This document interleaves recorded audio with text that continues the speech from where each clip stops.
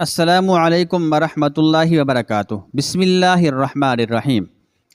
پادری نے کہا یہ جھوٹے نبی بھی عجیب قسم کے لوگ تھے، اگرچہ جانتے تھے کہ خود جھوٹے ہیں مگر دوسروں کو ورغلانے کی کوشش کرتے رہتے تھے۔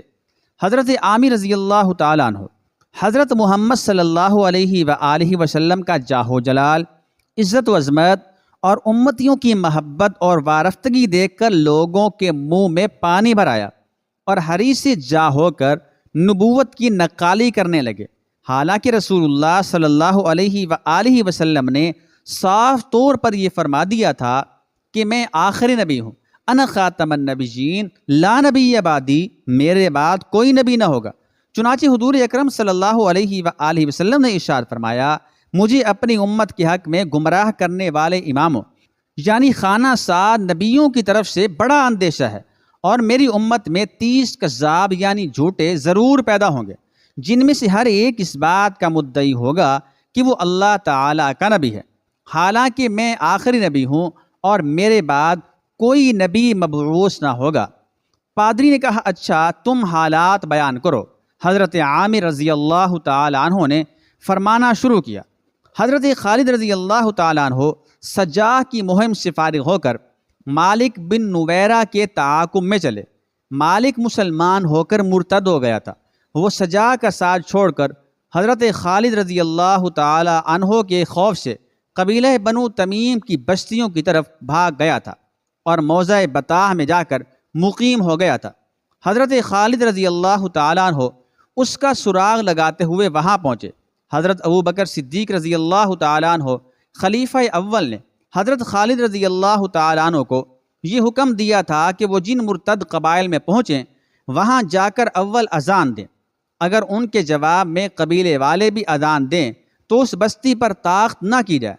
چنانچہ حضرت خالد رضی اللہ تعالیٰ عنہ نے بطاح میں پہنچ کر اذان دلائی، اذان کے جواب میں اذان کی آواز نہیں آئی، چنانچہ بستی پر چھاپا مارا گیا۔ مالک بن نویرہ کو گرفتار کر کے پکڑ کر حضرت خالد رضی اللہ تعالیٰ عنہ کے سامنے پیش کیا گیا۔ حضرت ابو قتادہ انصاری رضی اللہ تعالیٰ عنہ اور چند اور لوگوں نے حضرت خالد رضی اللہ تعالیٰ عنہ سے عرض کیا، ہمیں اپنی اذان کے جواب میں اس بستی سے اذان کی آواز آئی تھی، خلیفہ کے حکم کے خلاف اس گاؤں پر چھاپا مارا گیا۔ حضرت خالد رضی اللہ تعالیٰ عنہ نے فرمایا، میں نے نہیں سنی۔ احتیاط کے طور پر حضرت خالد رضی اللہ تعالیٰ عنہ نے تمام سپاہیوں سے دریافت کیا۔ مسلمانوں کی زیادہ تعداد بھی یہی کہتی تھی کہ آواز نہیں آئی۔ چنانچہ حضرت خالد بن ولید رضی اللہ تعالیٰ عنہ نے خود مالک بن نویرہ سے اس معاملے میں گفتگو کی۔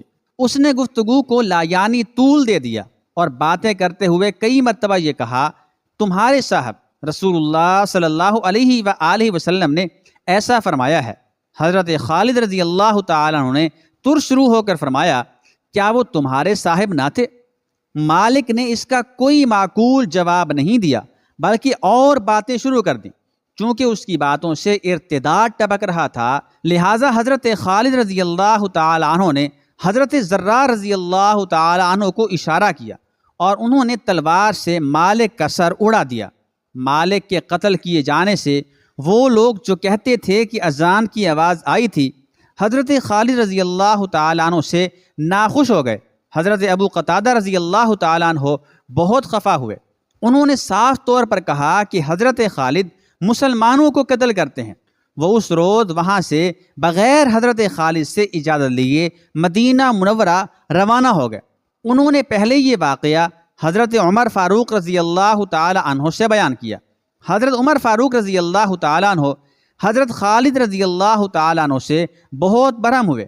انہوں نے حضرت ابو بکر صدیق رضی اللہ تعالیٰ عنہ خلیفہ اول سے حضرت خالد کی بے احتیاطی کی شکایت کی اور سفارش کی کہ انہیں معزول کر کے ان سے مالک بن نویرہ کا قصاص لیا جائے۔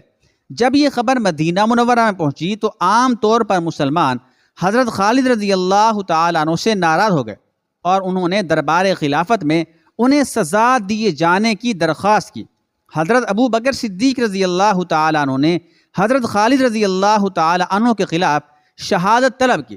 حضرت ابو قتادہ رضی اللہ تعالیٰ عنہ پیش کیے گئے حضرت ابو بکر صدیق رضی اللہ تعالیٰ عنہ نے حضرت ابو قتادہ کی شہادت اس بنا پر مسترد کر دی کہ حضرت ابو قتادہ رضی اللہ تعالیٰ عنہ نے فوجی قانون کی خلاف ورزی کی۔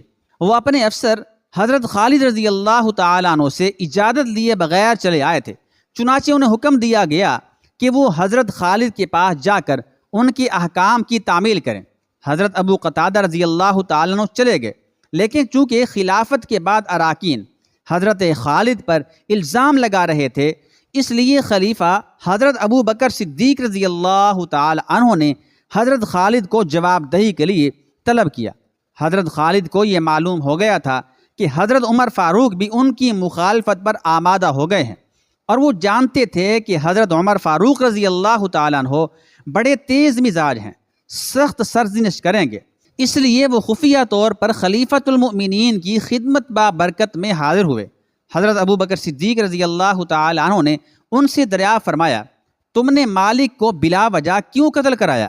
حضرت خالد رضی اللہ تعالی عنہ نے جواب دیا، مجھے مالک سے کوئی دشمنی نہ تھی جو میں بلا وجہ اسے قتل کرا دیتا، میں نے آپ کی حسب الحکم اذان دلائی، بستی والوں نے جواب میں اذان نہیں کہی، کم سے کم میں نے اور دوسرے ہزاروں مسلمانوں نے اذان نہیں سنی، صرف ابو قتادہ اور چند اور لوگ کہتے تھے کہ انہوں نے اذان کی آواز سنی ہے۔ میں نے تحقیقات کی تو عام مسلمانوں نے لا علمی ظاہر کی، پھر میں نے خود مالک بن نویرہ سے اس کے متعلق استفسار کیا، اس کے بارے میں پوچھا، اس نے بھی کوئی معقول جواب نہیں دیا، اور دوران گفتگو بھی اس نے کئی مرتبہ کہا کہ تمہارے صاحب یعنی رسول اللہ صلی اللہ تعالی علیہ وآلہ وسلم نے ایسا فرمایا ہے۔ میں نے پوچھا کیا وہ تیرے صاحب نہ تھے؟ اس نے اس کا بھی کوئی معقول جواب نہیں دیا۔ ان سب باتوں کے علاوہ وہ جھوٹی نبیہ سجا کے ساتھ رہا، اگر وہ مسلمان ہوتا، ایمان والا ہوتا اور مرتد نہ ہو گیا ہوتا تو سجا کے ساتھ ہرگز نہ رہتا۔ ان باتوں سے بالکل ثابت ہے کہ وہ مسلمان نہ تھا۔ حضرت ابو بکر صدیق رضی اللہ تعالیٰ عنہ ان کی اس گفتگو سے مطمئن ہو گئے۔ انہوں نے ان لوگوں سے جو حضرت خالد رضی اللہ تعالیٰ عنہ کی سزا دہی کا مطالبہ کر رہے تھے صاف طور پر کہہ دیا کہ حضرت خالد رضی اللہ تعالیٰ عنہ کی کوئی غلطی نہیں ہے، مگر پھر بھی از راہ احتیاط خلیفۃ المومنین نے مالک بن نویرہ کا خون بہا بیت المال سے ادا کیا۔ حضرت عامر رضی اللہ تعالیٰ عنہ اس قدر بیان فرما کر خاموش ہو گئے۔ حضرت عامر رضی اللہ تعالیٰ عنہ نے کچھ وقفے کے بعد پھر بیان فرمایا۔ حضرت خالد رضی اللہ تعالیٰ عنہ مدینہ منورہ سے پھر یمامہ میں آ گئے۔ اب حضرت خالد نے یمامہ کی طرف پیش قدمی کا ارادہ کیا۔ چند ہی روز کے بعد ان کے پاس اکرمہ بن ابو جہل اور شرحبیل بن حسنہ بھی اپنی فوجیں لے کر پہنچ گئے۔ حضرت خالد رضی اللہ تعالیٰ عنہ اس تمام لشکر کو لے کر یمامہ کی طرف روانہ ہوئے۔ خلیفۃ المؤمنین کو یہ خبر پہنچی تھی کہ مسیلمہ کذاب کے ساتھ بہت زیادہ لشکر ہے، چنانچہ انہوں نے حضرت خالد بن ولید رضی اللہ تعالیٰ عنہ کی مدد کے لیے کچھ اور فوج بھیج دی تھی۔ یہ فوج بھی راستے ہی میں حضرت خالد رضی اللہ تعالیٰ عنہ سے مل گئی۔ اب مسلمانوں کی کل تعداد 13,000 ہو گئی، لیکن جاسوسوں سے حضرت خالد رضی اللہ تعالیٰ عنہ کو یہ معلوم ہوا کہ مسیلمہ کذاب کے ساتھ 40,000 کا لشکر جرار ہے۔ اتنے بھاری لشکر کا مقابلہ کچھ آسان نہ تھا، مگر مسلمانوں نے دشمنوں کی کثرت اور اپنی قلت کا کچھ خیال نہیں کیا۔ وہ یمامہ کی طرف بڑھتے رہے۔ جب مسیلمہ کذاب کو معلوم ہوا کہ اسلامی لشکر قریب آ گیا ہے تو اس نے اپنے ایک مشہور اور بہادر سردار مجاع نامی کو 60 آدمیوں کے ہمراہ مسلمانوں کی تعداد اور نقل و حرکت معلوم کرنے کے لیے روانہ کیا۔ اس وقت مسلمان یمامہ سے ایک منزل کے فاصلے پر مقام عذر میں مقیم تھے۔ اسلامی ہراول دستہ وہاں سے یمامہ کی طرف روانہ ہوا۔ حسن اتفاق سے اس اسلامی دستے کا سامنا مجاع بن مرارہ اور اس کے ساتھیوں سے ہو گیا۔ مسلمانوں نے اس کے تمام ساتھیوں کو قتل کر کے اسے یعنی مجاع کو گرفتار کر لیا اور حضرت خالد رضی اللہ تعالی عنہ کے سامنے لا کر پیش کیا۔ حضرت خالد رضی اللہ تعالی عنہ نے مجاع سے پوچھا، مسالمہ کے متعلق کیا اعتقاد ہے؟ مجاع نے جواب دیا مسیلمہ کو ہم جھوٹا سمجھتے ہیں۔ حضرت خالد رضی اللہ تعالی عنہ نے فرمایا تم مسلمان ہو گئے تھے پھر اس کے ساتھ کیوں ہو؟ مجاع نے کہا بے شک ہم مسلمان ہو گئے تھے لیکن یہ قومی معاملہ ہے۔ حضرت خالد رضی اللہ تعالی عنہ نے فرمایا افسوس ہے تم مسلمان ہو کر قومی معاملے کا خیال کرتے ہو۔ حضرت خالد رضی اللہ تعالی عنہ نے مجاع کو قید کر دیا اور لشکر لے کر شہر یمامہ کے سامنے جا کر مقیم ہوئے۔ مسیلمہ کذاب کو یہ معلوم ہو گیا کہ مسلمانوں کی تعداد 13,000 ہے، چونکہ اس کے ساتھ 40,000 کی جمعیت تھی، اس لیے وہ بے دھڑک اپنا لشکر لے کر قلعہ سے نکلا اور باغ میں جس کا نام اس نے حدیقۃ الرحمن رکھا تھا مقیم ہوا۔ اس باغ کے گرد بھی مضبوط فصیل تھی۔ اگلے روز وہ اپنا کل لشکر لے کر سارا لشکر لے کر میدان میں نکلا۔ اس نے اپنی ساری سپاہ 2 حصوں میں تقسیم کی، ایک حصے پر رجال بن عنفوہ کو اور دوسرے پر محکم بن طفیل کو سردار مقرر کیا۔ ان دونوں سرداروں نے لشکر کو صف بستہ کر دیا۔ ادھر حضرت خالد رضی اللہ تعالیٰ عنہ بھی اپنی فوج لے کر میدان میں نکلے۔ انہوں نے لشکر کو ترتیب دیا۔ میمنہ میں حضرت عمر فاروق رضی اللہ تعالیٰ عنہ کے بھائی حضرت زید بن الخطاب کو اور میسرہ میں زید بن الحارث کو مقرر کیا۔ علم ثابت بن قیس رضی اللہ تعالیٰ عنہ کو دیا۔ جب صف بندی ہو چکی تب مسیلمہ نے اپنے لشکر کو حملہ کرنے کا حکم دیا۔ اس کی فوجی صفیں کوہ شکن موجوں کی طرح مسلمانوں کی طرف بڑھیں۔ مسلمانوں نے بھی پیش قدمی شروع کی۔ دونوں لشکر بھیڑ گئے، تلواریں تڑپ کر میانوں سے نکل آئیں۔ ہنگامہ کار زار شروع ہو گیا۔ مسیلمہ کے لشکر نے نہایت سخت حملہ کیا۔